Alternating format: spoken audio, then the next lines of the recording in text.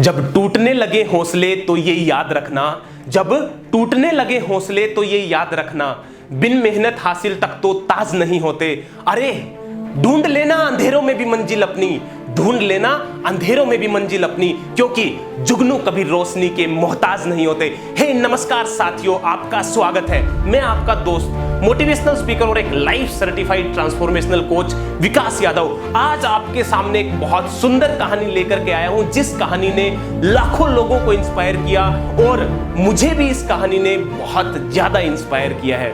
होता क्या है, जब आप बहुत मेहनत के साथ और फोकस के साथ अपने किसी गोल को पाने के लिए लगते हो, अपने विजन को अचीव करना चाहते हो और आपकी लाइफ में कोई एक ऐसी सिचुएशन क्रिएट होती है जो सिचुएशन आपको पूरी तरह से अंदर से तोड़ करके रख देती है, आपको लगता है शायद अब मैं जिंदगी में आगे नहीं उठ सकता, नहीं बढ़ सकता, तो कोई एक ऐसा इंसिडेंट आपकी लाइफ में फिर से होता है, किसी ऐसे व्यक्ति की कहानी आप सुनते हो जो आपको अंदर से जगा देती है, आपके अंदर वो जुनून पैदा होता है कि जब इतनी चुनौती होने के बावजूद ये व्यक्ति कर सकता है तो मेरी चुनौतियां तो इसके आगे कुछ भी नहीं है, बहुत छोटी है, मैं भी कर सकता हूं। और आप उठ खड़े होते हो और आप उस काम को, अपने उस विजन को, अपने उस गोल को पाने के लिए दिन रात फिर से मेहनत करते हो और आप अचीव कर लेते हो।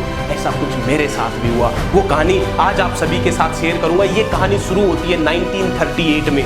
ये कहानी है हंगरी देश के उस व्यक्ति की जो हंगरियन आर्मी में काम करता है, जिसका नाम है केरेली। केरेली अपने देश का सबसे बेस्ट पिस्टल शूटर है। He is the best pistol shooter of his country और उसका विजन है कि उसका जो राइट हैंड है जिससे वो शूटिंग करता है, उस हैंड को वो इस दुनिया का सबसे बेस्ट शूटिंग हैंड बनाना चाहता है। इस हाथ को वो इस दुनिया का सबसे बेस्ट शूटिंग हैंड बनाना चाहता है। और जितनी भी नेशनल चैंपियनशिप उसके देश में आज तक हुई, हर नेशनल चैंपियनशिप को केरेली ने जीता है। तो केरेली का विजन है, केरेली का फोकस है 1940 कि ओलंपिक्स जब होंगे तो उसका विजन और उसका एम बड़ा क्लियर है कि ओलंपिक में उसको ये प्रूव करके दिखाना है कि ये हाथ उसके देश का बेस्ट शूटिंग हैंड नहीं है, ये इस पूरी दुनिया का बेस्ट शूटिंग हैंड है। वो उसके अंदर गोल्ड मेडल पाने के लिए मेहनत करता है। दिन रात मेहनत करने के बाद उसने ये मुकाम हासिल किया कि अपने देश में जितनी भी नेशनल चैंपियनशिप हुई, हर नेशनल चैंपियनशिप का खिताब अगर कोई जीत पाया तो वो केरली था।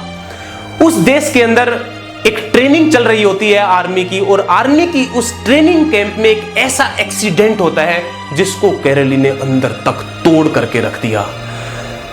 जब प्रैक्टिस हो रही होती है उस ट्रेनिंग में तो केरली के हाथ में एक हैंड ग्रेनेड फट जाता है, और जैसे ही उसका हैंड ग्रेनेड फटता है तो जो विजन उसने देखा था वो विजन उसका कंप्लीटली टूट जाता है। वो एक बार के लिए सोचता है कि मैंने इतनी प्रैक्टिस करी थी, अब मैं गोल्ड मेडल कैसे जीत पाऊंगा। अगर केरली की जगह आप होते तो आप क्या करते, मैं आपसे पूछना चाहता हूं। शायद इतना बड़ा इंसिडेंट होने के बाद उस व्यक्ति के पास भी दो रास्ते थे, या तो वो टूट करके बिखर जाए, हर व्यक्ति के आगे जाकर के रोना रोए, या दूसरा ऑप्शन उसके पास था कि जो भी सिचुएशन आज हुई उन सभी सिचुएशंस को साइड रख करके वो अपने गोल के ऊपर प्रैक्टिस करे, जो अपना गोल उसने डिसाइड किया था उसको पाने के लिए वो फिर से मेहनत करे।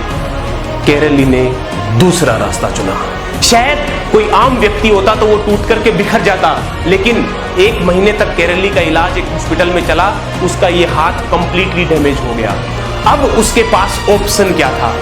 जो हाथ उसने इतने दिनों तक प्रिपेयर किया था, जिस पे इतनी मेहनत करी थी इस दुनिया का बेस्ट शूटिंग हैंड बनाने के लिए, वो हाथ उसके पास आज नहीं रहा।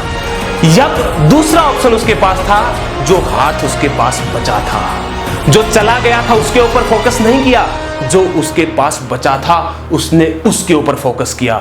उसने अकेले में जाकर के प्रैक्टिस स्टार्ट कर दी, और उसने जिस हाथ से वो लिख तक नहीं सकता था, उस हाथ को वो अब भी इस दुनिया का बेस्ट शूटिंग हैंड बनाना चाहता था।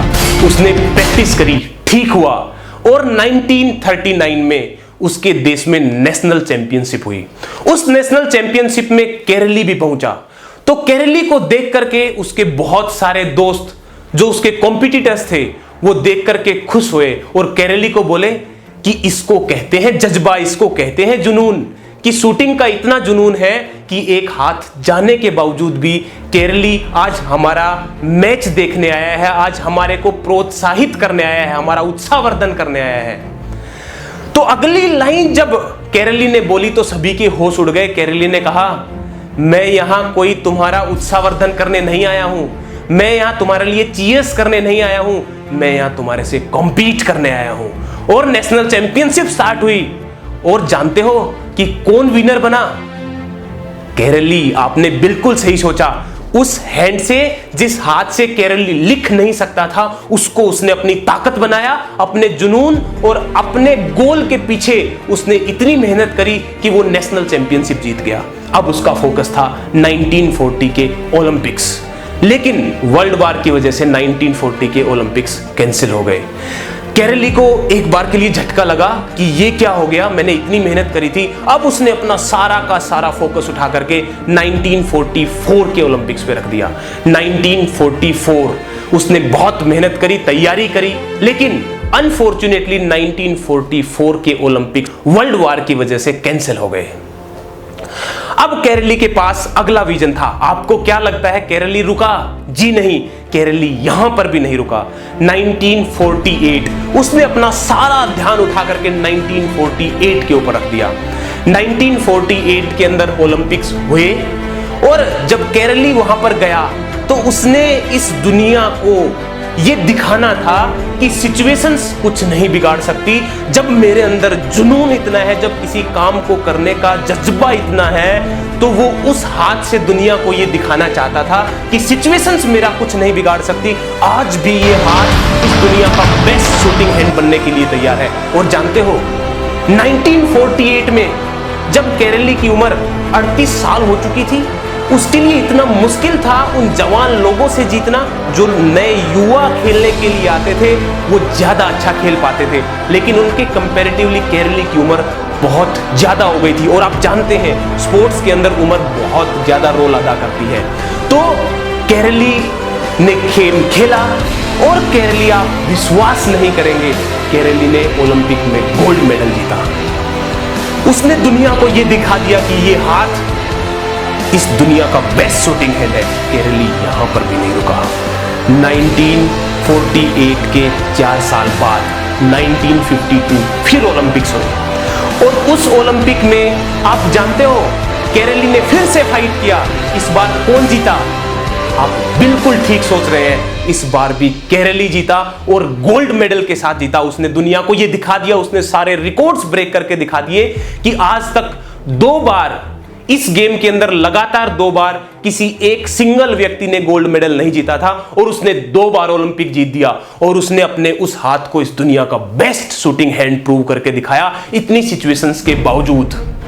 आप सोच के देखिएगा, क्या हमारी लाइफ में भी ऐसी सिचुएशंस आती हैं? 2 तरीके के लोग होते हैं, विनर होते हैं और लूजर होते हैं। जो लोग लूजर होते हैं उनके पास 1000 बहाने होते हैं किसी भी काम को ना करने के, लेकिन जो लोग विनर होते हैं 1000 उन वजहों के बावजूद जिनसे वो काम नहीं किया जा सकता, उनके पास एक ऐसी वो वजह होती है जो उस काम को करने के लिए उनको प्रेरित करते हैं। जिस चीज को वो पाना चाहते हैं, उस एक वजह के पीछे वो बिल्कुल जी जान से उसके पीछे लग जाते हैं और वो उस मुकाम को हासिल करते हैं। वो लोग विनर्स होते हैं। आप सोच के देखिएगा, क्या आपकी लाइफ में भी कोई ऐसा इंसिडेंट हुआ है जिसको आपने आपको अंदर तक तोड़ करके रख दिया और आपको लगा कि अब नहीं हो सकता?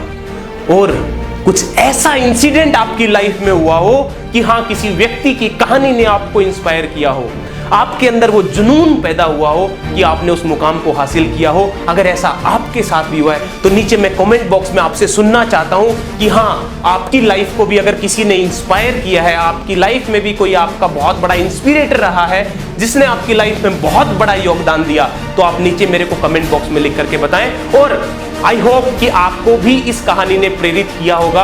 अगर आपको अच्छा लगा तो इस वीडियो को शेयर करें, स्टूडेंट्स के पास भिजवाएं जिन लोगों को लगता है कि हम नहीं कर सकते, हमारे अंदर वो जुनून नहीं है, हमारे अंदर वो जज्बा नहीं है काम को करने का। उन लोगों को ये कहानी सुनाएं। शायद मेरी लाइफ में इस कहानी ने एक बहुत बड़ा पार्ट अदा किया है। शायद अगर आप इस वीडियो को देख रहे हैं और सुन रहे हैं तो आपकी लाइफ में भी ये कहानी कुछ छोटा सा चेंज लेकर के आए। वीडियो को लास्ट तक देखने के लिए आपका बहुत बहुत धन्यवाद। मैं आशा करता हूं आपको यह कहानी पसंद आई होगी, अच्छी लगी होगी। दिल की गहराइयों से थैंक यू सो मच। जय हिंद।